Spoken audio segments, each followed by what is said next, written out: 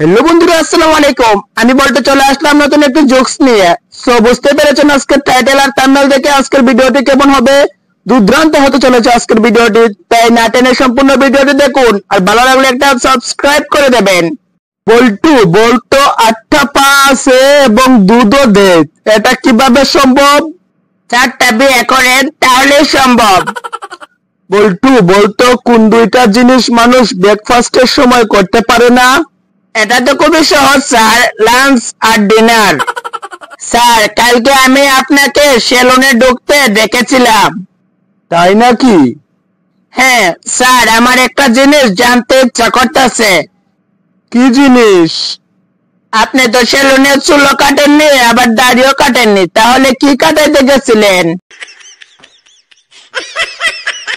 কিরে বল্টু, কালকে নাকি তোদের পাশের বাসায় ডাকাত ঢুকছিল? কি বলিস, কখন ঢুকেছিল আর কার ঘরে বা ঢুকেছিল? আরে বল্টু, এটাও জানিস না? তোর পাশের বাসায় ওই যে তোর কাকা এগুলা আইছে বাহির থেকে, ও মানে না কোথায় জানি থাকতো, ওই আজ 1 মাস আগে বিয়া করছে। ওদের বাসায় আওয়াজ শুনছি কালকে রাত 12টার পরে। ও বলে ও মা গো বাবা গো। তো আওয়াজটা কে করছে, কাকায় নাকি কাইখে? শুনতে তো মেয়েদের কণ্ঠই লাগছে। তাইলে আর ভাবিস না এটা ডাকাত ঢোকে নাই, আমিও অনেকদিন পর্যন্ত এটা শুনেছি। তারপর কাকাকে বলি, কাকা বলে আমি কিছু বুঝবো না, তাই আর আমি কোনো কথা বলি না। বল্টু, আমি শুনে আসলাম মানুষ আমাদের দুজনকে পাগল বলতাছে। আরে বাদ দে মানুষের কথা, মানুষ আরো কত কি কইব। চল আমরা দুজন চস দিয়ে সিগারেট খাই। স্যার, আমার নাম হইছে বল্টু।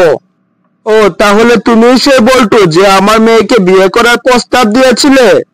হ্যাঁ স্যার। তো তুমি কি করো? আজ 3 দিন হয় জেল থেকে ছাড়া পাইছি, এখন কোনো কাজ করতেছি, কাজ করব। কি, তুই এতদিন জেল থাকার পরে এখন আমার মেয়েকে বিয়ে করতে চাইছিস? আগে কি করছিলি? আগে একটা লোককে দা দিয়ে খুব মেরে মেরে ফেলেছিলাম। কেন?